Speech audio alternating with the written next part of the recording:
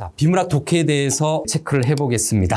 일단 5페이지에 있는 내용 중에서 그 명심 부분이죠. 비문학 지문을 읽을 때 제재, 단락의 중심 문장을 정리하면서 읽어라. 그래서 첫 번째 제재라고 하는 것은 무슨 말이냐? 제재라고 하는 것은 주제의 소재다라고 얘기하면 됩니다. 소재 또는 화제, 이야기거리에 해당이 되는 거죠. 주제를 구성하는 어떤 이야기 소스를 제재라고 얘기해요. 근데 이 제재가 있는 부분이 어디냐? 이 제재가 있는 거는 보통 서론 후반부에 있는 경우가 있고, 서론 후반부 중심 화제 형태로 제시가 됩니다. 또 이것이 언급되는 것이 어디냐? 본론 하니까 가운데 부분이죠. 가운데 마지막 부분. 본론 후반부. 그 다음에 글의 내용을 논설문 기준이죠. 논설문에서는 결론 전반부. 요 세 군데에서 제재가 언급이 되어 있을 거예요. 그런데 보통은 우리 글을 읽을 때 이게 처음 부분, 이제 서론이라고 하는 것은 첫 번째 단락. 첫 번째 단락의 마지막 부분이죠. 서론 후반부에 나타나요. 서론 후반부에 나타나거나 또는 맨 마지막에서 이제 내용 마무리할 때 결론 전반부에서 주어지는 것이 일반적이다라고 보면 돼요. 자, 중심 화제에 해당이 되는 제재. 그 다음에 이것이 단락에 이렇게 중심 내용을 배치하는 경우가 기본적인 형태다. 그래서 제재를 좀 확인하라라는 점. 그 다음에 두 번째 여기에 관련된 건가요? 네, 두 번째는 비문학부터 정복하라라고 했는데 그거 말고 단락의 중심 문장이죠. 그래서 단락의 중심 문장은 이론적으로 보면 앞에 있으면 두 갈씩, 마지막에 있으면 미갈씩, 가운데 있으면 중갈씩이라고 얘기하는데 그거는 이론적인 거고 우리가 실전에서 써먹을 수 있는 거는 처음과 마지막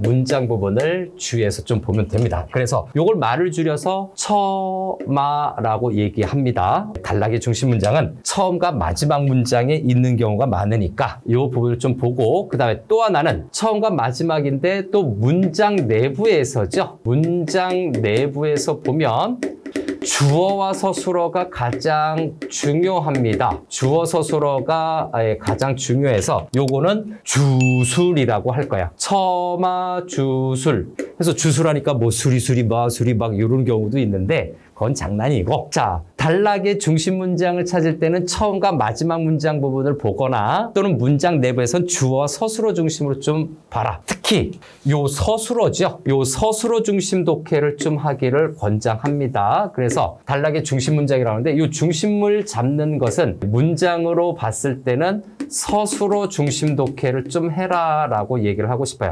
전체적인 겁니다. 전체적으로 서술어 중심 독해를 해라.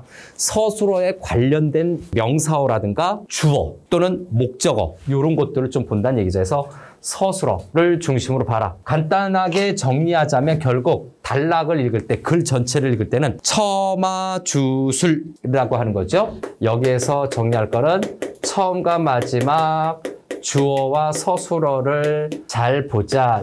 처마주술의 원리로 읽자라고 얘기를 하고 싶어요. 처마주술. 자, 다음에 세 번째는 거기 4번에 있는 거죠. 네 번째에 있는 건데 번호상으로는 4번이 되겠네요. 선지의 한두 단어의 의미가 지문과 맞는지, 단어의 집중적 의미 파악이라고 했죠. 같은 내용과 다른 표현으로 나왔는지 동의 이형, 거기다 네모칸 칠까요? 동의 이형이죠. 그래서 요 네 번째로 언급한 그 부분은 지문과 1, 2, 3, 4번 문제 선택지입니다. 자, 지문 방금 있었던 길게 읽어야 될 부분, 그 다음에 문제 1, 2, 3, 4번으로 있는 거죠.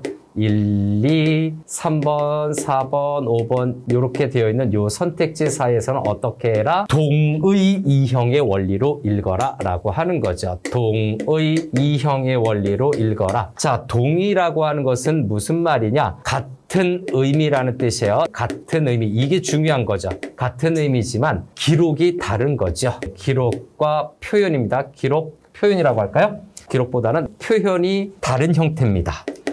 자, 표현을 하는 데 있어서 다른 형태로 쓰여지는 거죠.